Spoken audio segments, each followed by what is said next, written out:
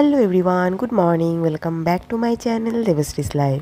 তো আমাকে একটা নতুন সাজে তোমরা দেখতে পাচ্ছ। সকাল সকাল ঘুম থেকে উঠে আমি স্নান দান করে সেজে গুজে রেডি হয়ে গেছি, কারণ আজকে হলো আমার বিয়ের হলুদ কোটা।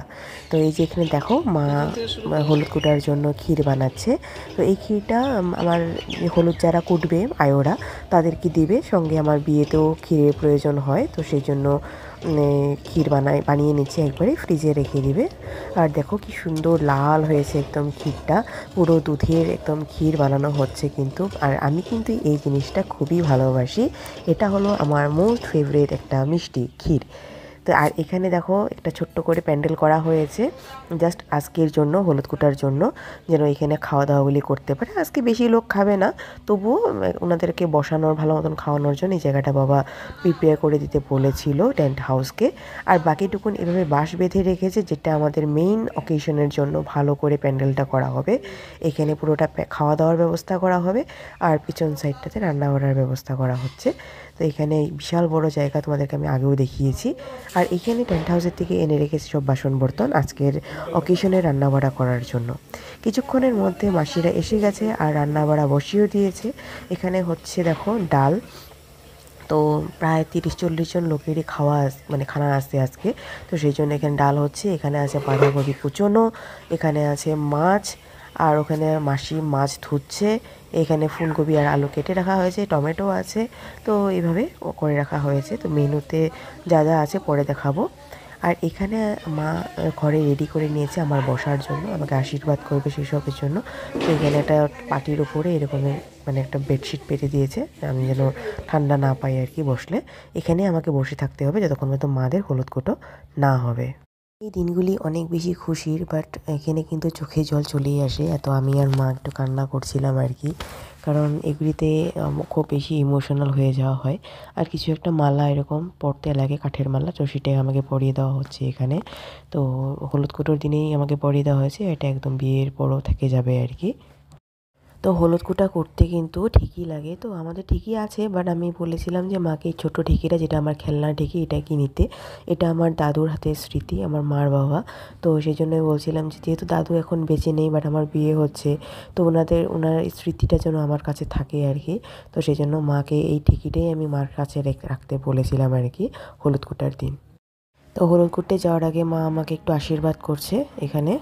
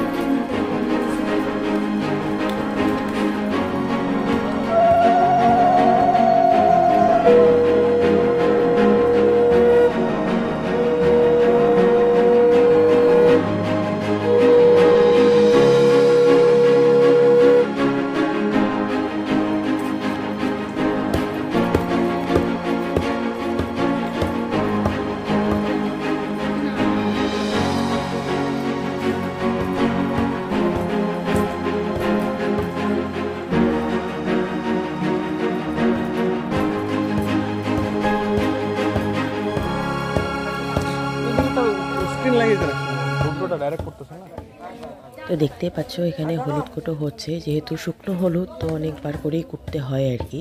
আর আমাদের বাঙালিদের শুকনো হলুদই কুটা হয়। তো সবাই মিলে কুটছে এখানে, 5 জন তো আয়ও আছে, তার সঙ্গে আরও অনেকেই আছে। সবাই একসঙ্গে হেল্প করছে আর কি মাকে কোটার জন্য, আর এটাই হলো নিয়ম। তো অনেকটা সময় কিন্তু লেগে গেল এই হলুদগুলি কোটার জন্য। তো তোমরা দেখতেই পেলে এক একজন করে বারে বারে নিচ্ছে আর কুটছে আর কি। কোটা হয়ে যাওয়ার পর মা এখানে প্রণাম করছে, আর এখন সব কিছু নিয়ে ভিতরে চলে আসবে।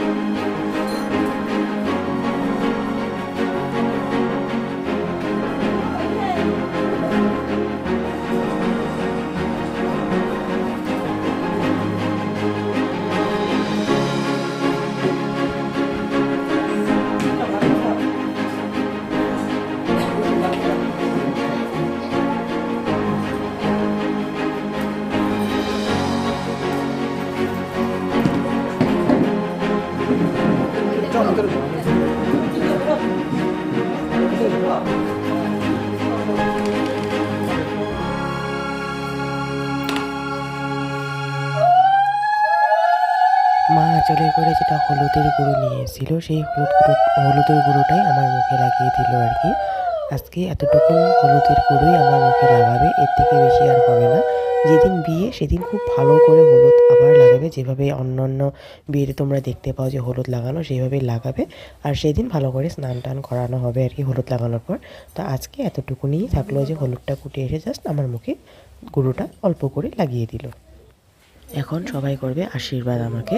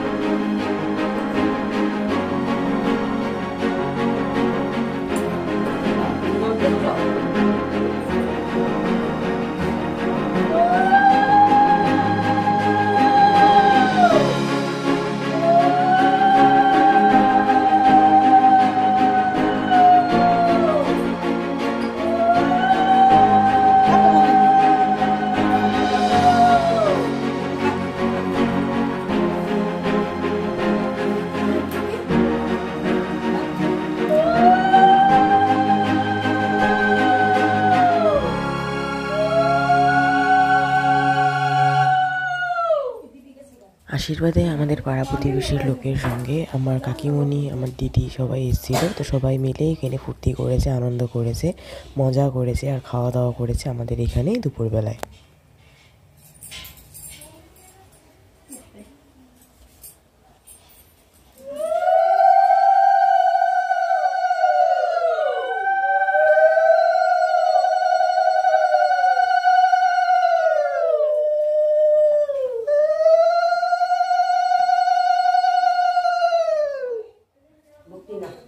Bagni bukti na na mami dah papet buza.